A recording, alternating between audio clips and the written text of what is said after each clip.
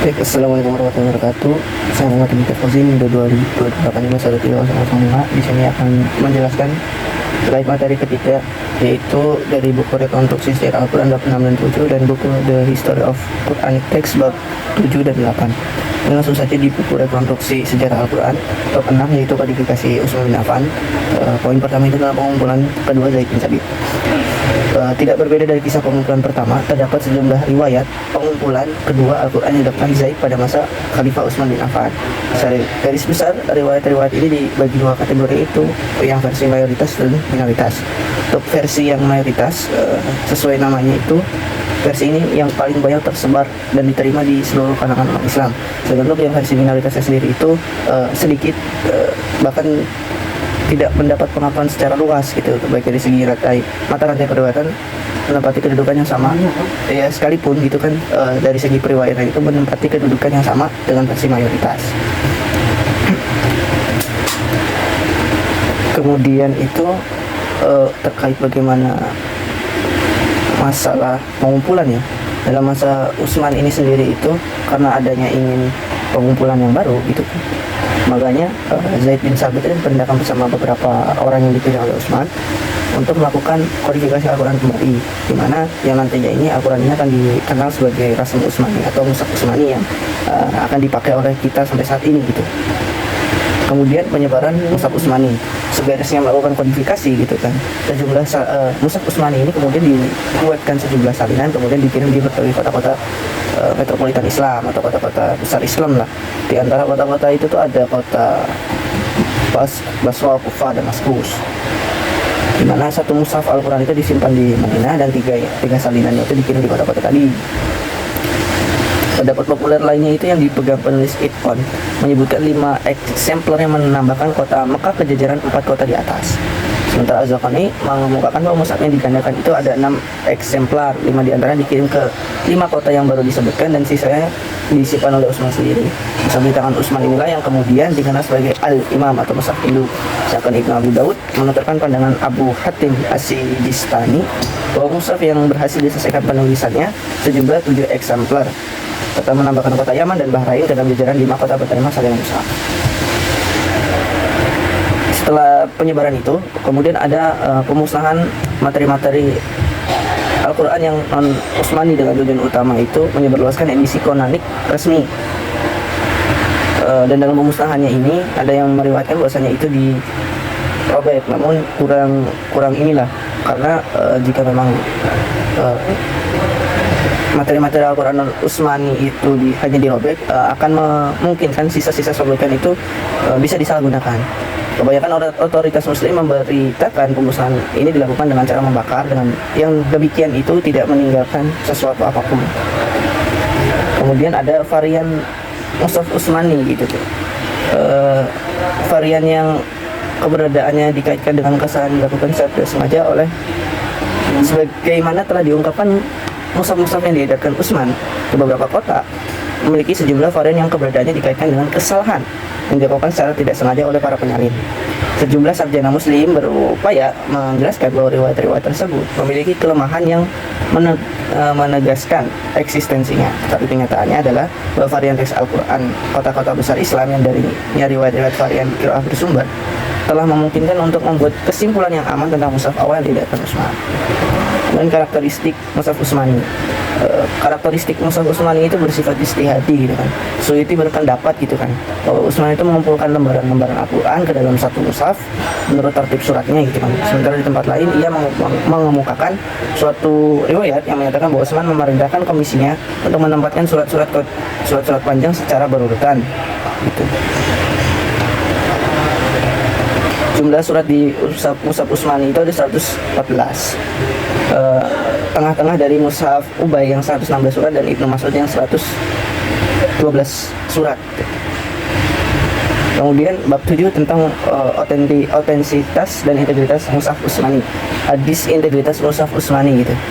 Mushaf Utsmani secara doktrinal dipandang telah mencakup keseluruhan wahyu ilahi yang diterima Muhammad yang semestinya dimasukkan ke dalam kompilasi tersebut. Tetapi sejumlah riwayat yang sampai ke tangan kita memberitakan eksistensi sejumlah wahyu lain yang tidak terekam secara tertulis di dalamnya. Kemudian secara garis besar terdapat 3 kategori bahasan tentang nasih mansuh. Yang mana yang pertama itu ada wahyu yang terhapus baik hukum maupun bacaannya, atau istilahnya nasakh al-hukm wa at-tilawah. Kemudian ada wahyu yang hanya terhapus hukumnya sementara teksnya masih ada, atau nasakh al-hukm dunna at-tilawah. Dan yang terakhir ada wahyu yang terhapus teks atau bacaannya tapi hukumnya masih berlaku, atau nasakh at-tilawah dunna al-hukm. Ada tiga kategori, hanya kategori pertama dan terakhir yang relevan serta berkaitan secara langsung dengan masalah otentisitas dan integritas mushaf yang ada di tangan kita saat ini. Karena keduanya sama-sama menyiratkan tidak direkamnya sejumlah wahyu secara tertulis ke dalam mushaf tersebut.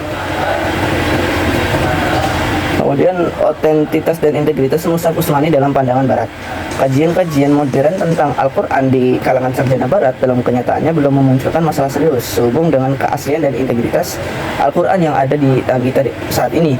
Sejumlah sarjana di kawasan Matahari Terbenam ini memang telah mengajukan dugaan-dugaan tentang pemalsuan bagian-bagian tertentu kitab suci tersebut yang dilakukan secara sengaja, tetapi argumen-argumen yang dikemukakan untuk menopang tuduhan itu tampak tidak begitu substansial dan tidak dikesampingkan secara sederhana.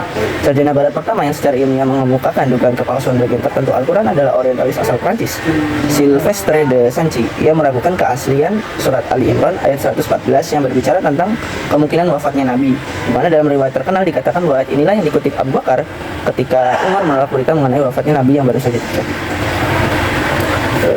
Mungkin itu untuk terkait buku rekonstruksi sejarah Al-Quran. Selanjutnya mungkin akan masuk ke pembahasan buku The History of Quranic Text.